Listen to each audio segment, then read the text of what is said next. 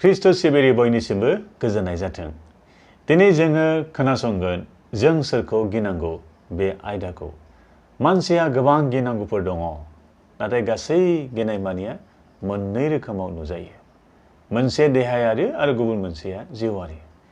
सुबुङा सरासनस्रा देहाखौ लानानै गियो आरो एसेल' सुबुङा जिउखौ लानानै गियो। मानसिनि थांनानै थानाय जिउआ एबा प्राणा मानसिनि आखायाव नङाब्ला गुबुन गुबुन रोखोमै आद्रि जानायखौ जोङो मिथियो। नाथाय मानसिनि जिउ जायखौ इसोरा जोंनो होबाय बेखौ पापआल' बुथारनो हागौ। बे जिउआरि थैनाया बिनि जोबनानै थांनाय नङा, नाथाय अरायबोनि थाखाय इसोरनिफ्राय गोजान जानाय आरो जोबनायाव बे अरगें एबा नोरकाव गाजानायखौनो जिउनि थैनाय होननानै बाइबेलाव जोङो फरायो आरो मिथियो। नंगौखौ मिथिनाय इसोरनि फिसाफ्रा बे मोननैखौबो गिनो नाङा। जोंनि देहानि थैनायखौबो गिनाङा आरो पापखौबो जोङो गिनो नाङा। मानोना बेखौ जिसुआ गावनो जोंनिफ्राय बोखारबाय। जहन दुबकआ बेबायदि बुंदों, हनै नायहर इसोरनि मेन्दा बिसाया बियो संसारनि पापखौ बानलाङो। जहननि 1:29 सिरि।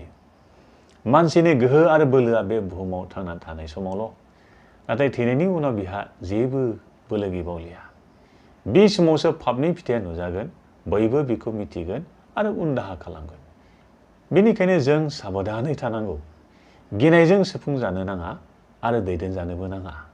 बे संसारा जेंना, गोनो गोथो, सिन्था, गिनाय बायदिफोरजों सुफुंजानाय आरो जेसे गोबाव बे बुहुमाव थांनानै थागोन एसे गोबाव बेफोरनि गोहोमा बयनियावबो थाफ्लायगोन।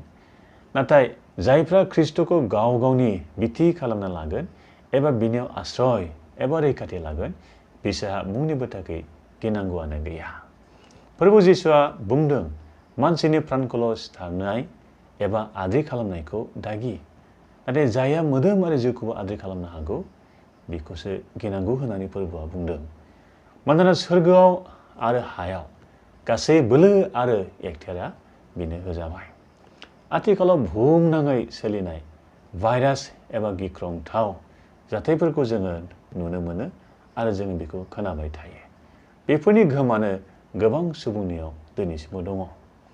फोरबो जिसुआ मानो बे बाथ्राखौ बुंनायमोन?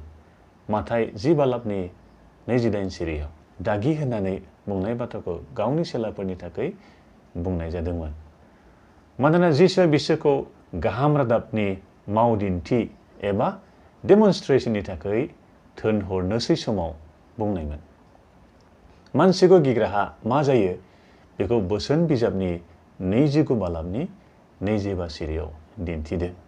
मानसिखौ गिनाया मोनसे फान बादि, नाथाय फोरबोखौ बिसास खालामनायाव बासायजानाय दं। बे फाननि बागै बयबो मोजाङै मिथिगौ। फानाव दाउसेन दाउला जिब जिरादफ्रा नाङोब्ला गुबुननि आखायाव गोग्लैयो आरो थैनाय आरो थांनाया बिनिनो आखायाव थायो। बेनिखायनो जायफ्रा बे संसारनि बोलो एबा गोहोखौ गिनानै ख्रिस्ट'नि मुंखौ फोलागोन बिसोरो बेबायदिनो जागोन। बे जाबाय बिसोरनि जिउआ आद्रि जानायाव सहैगोन। फोरबोखौ गिनाया बेखौ मानिनाय आरो बेनि बाथ्रा बादि हाबा मावनाय। फोरबो इसोरा गावनि रायत इस्राएलखौ होनदों, ओइ इस्राएलनि रायतफोर, दानो खोनासंदो। फोरबो नोंसोरनि इसोरा बेखौनो नोंसोरनिफ्राय हास्थायो। फोरबो इसोरखौ खुलुमनाय, बेनि गासै हुकुमफोरखौ फालिनाय, बेखौ अननाय, गासै मन आरो गासै गोसो मानिजों फोरबो गावनि इसोरखौ दाव दाव खालामनाय, बेनि हुदा आरो नियमफोरखौ मानिनाय। नोंसोरनि गाहामनि लागै दिनै बेफोर बोसोनफोरखौ आङो नोंसोरनो होबाय। हुदा बिजाब 10:13 सिरि। फोरबो जिसुनि फोरोंनाय आरो हास्थायनाया जों साफ्रोमबो बिनि चेला जानानै बासायजानाय, साखि होनाय आरो बिनि बाथ्राखौ मानिनायाव लाबोनाय। बेफोरखौ मावनायाव जेखि होबथानाय एबा गिनांनाय फैया मानो, बेफोरखौ गियालाबा आफा इसोरखौसो गिनो नांगौ आरो बिनि हाबाखौ मावनो नांगौ। बेबायदि मावनाय आरो साखि होनायाव नोंथांनि जिबनाव इसोरनि हेफाजाबा बेनि गोथार जिउनि दैदेननाया लोगोसे थाफ्लायथों आरो गासैबो बिथिङाव गासैबो मुगायाव देरहानायनि जिबनजों इसोरखौ दावदाव खालामनो इसोरा नोंथांखौ हेफाजाब होथों